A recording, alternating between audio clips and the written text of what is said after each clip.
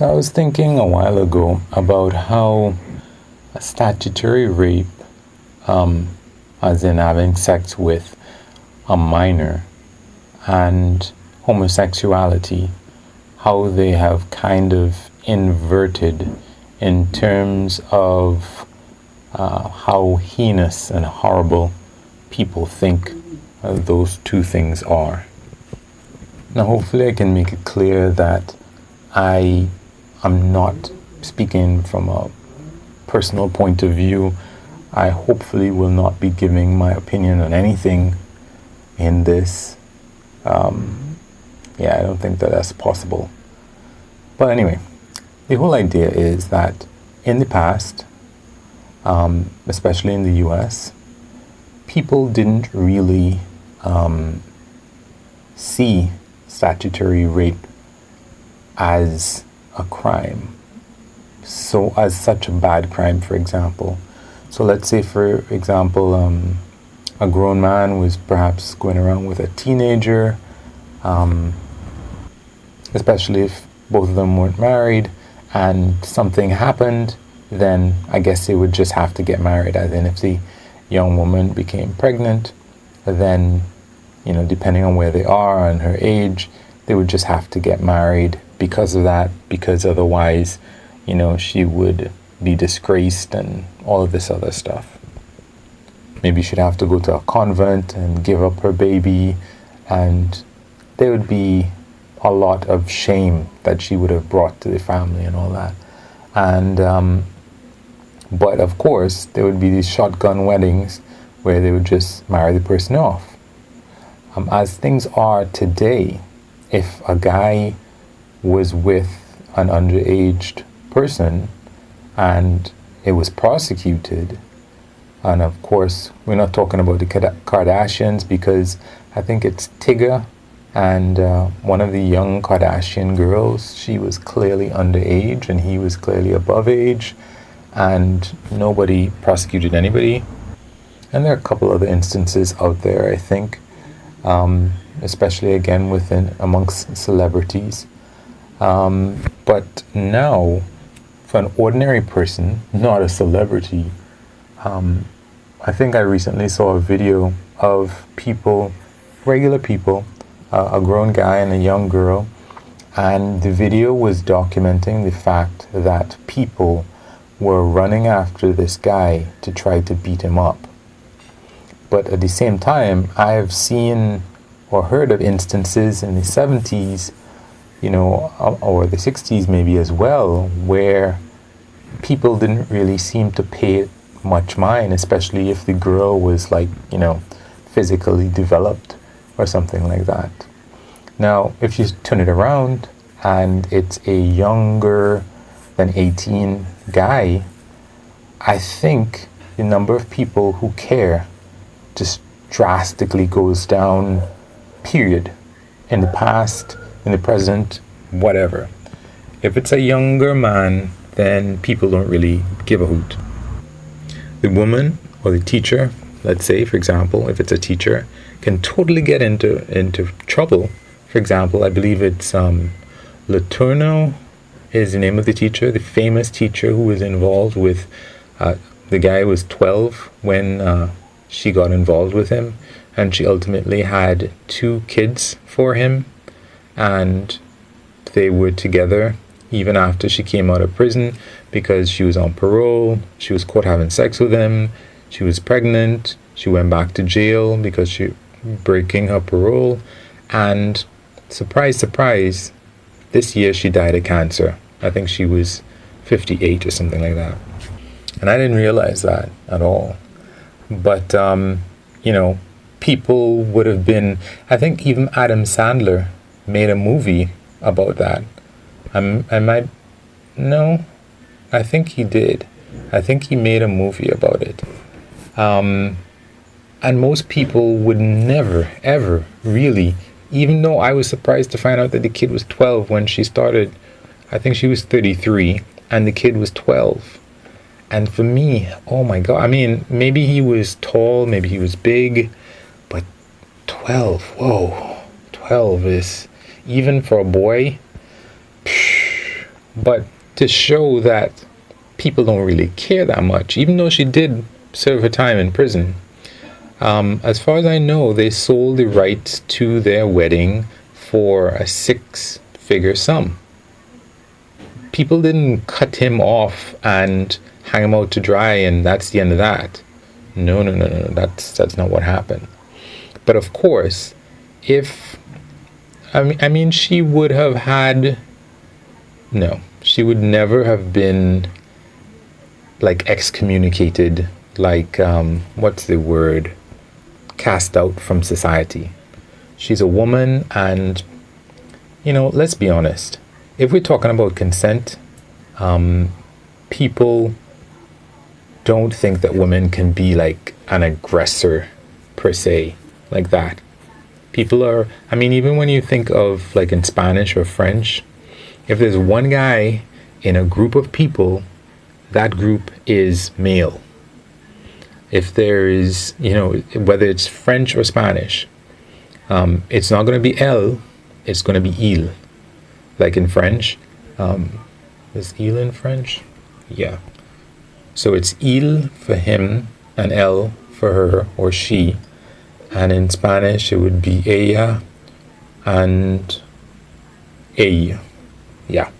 So if there's one guy in a group of girls, that they is a male they. So, even if it's a 12-year-old boy, his masculinity just completely overwhelms the situation. So the idea is that as long as the woman is of age, in a way people feel like, not the law, especially if it's a teacher, is going to be like, no, let's throw the book at you.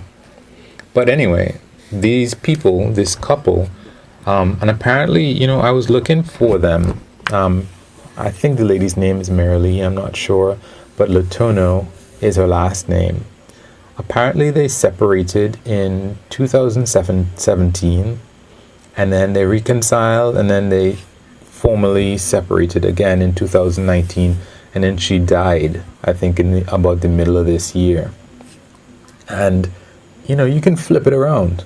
If that was a guy who was with a 12-year-old girl, he might have been killed in prison. That's how people look at that.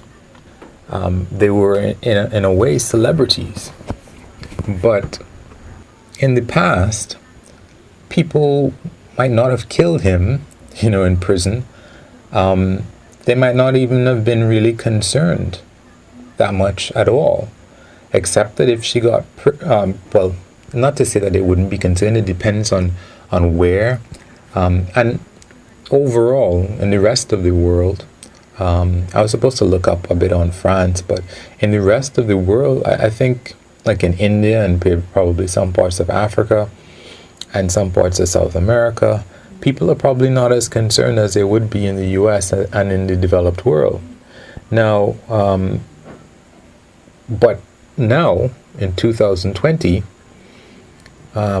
people are really serious about that. If it's an older guy and a younger girl, people are definitely bad.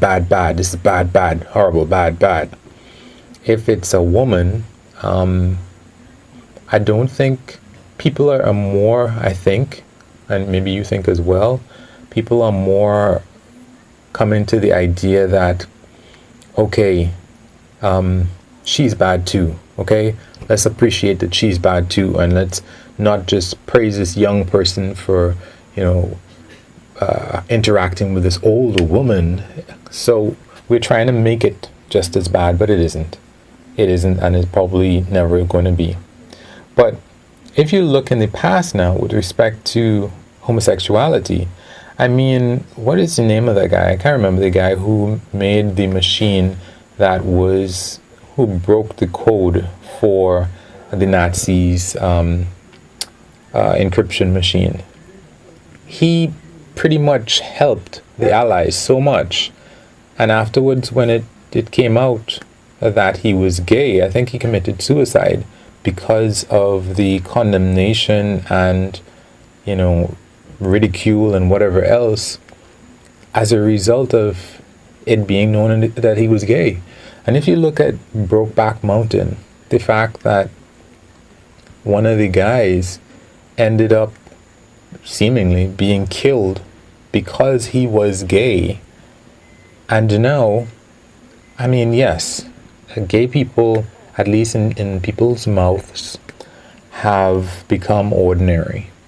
In America and so many other places across the world, people can be married and they can live as, husband and husband without any problems whatsoever. And of course, in the past, it's the complete opposite of that. People would have been killed. They would have been hurt. They would have lost their jobs. They would have lost their livelihoods and everything else. They would have gotten the whole condemnation of society for the fact that they were gay. And to me, it's so interesting that within such a seemingly short span of time, things can go from acceptable to very unacceptable. And on the next hand, from very unacceptable to acceptable, like at the same time. And of course, things are not going to be stuck the way that they are right now. Things are going to change again. The whole idea of an older guy having a relationship with a younger woman, and this is something that I wanted to point out. I can see why people are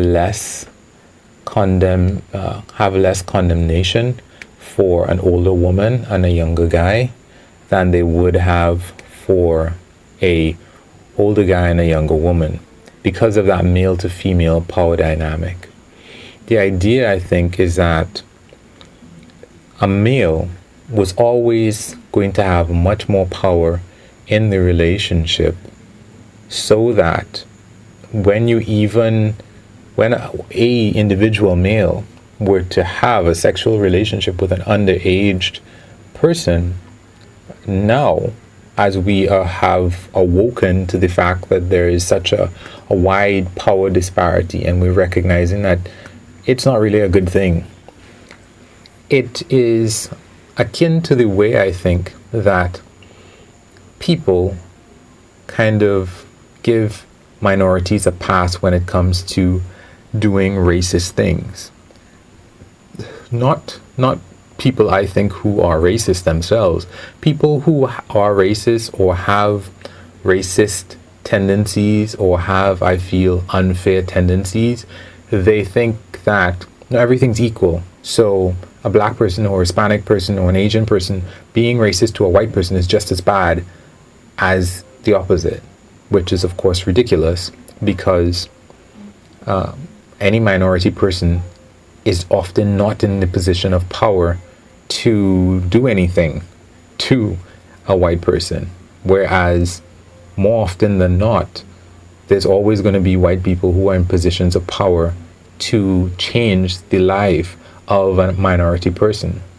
So it is more detrimental for a white person to be racist or have racist tendencies towards minorities than it is for minorities to have that against white people, because more often than not they can't do anything with the power that they have.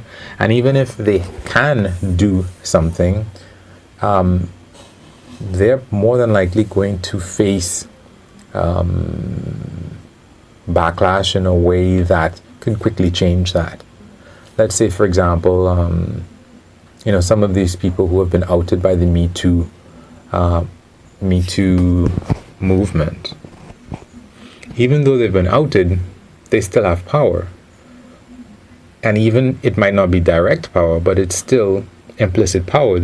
You can't take away somebody's company, for example. You can make them no longer the chairman of the board, but they still have their shares or whatever it is, and they can still effectively do what they want.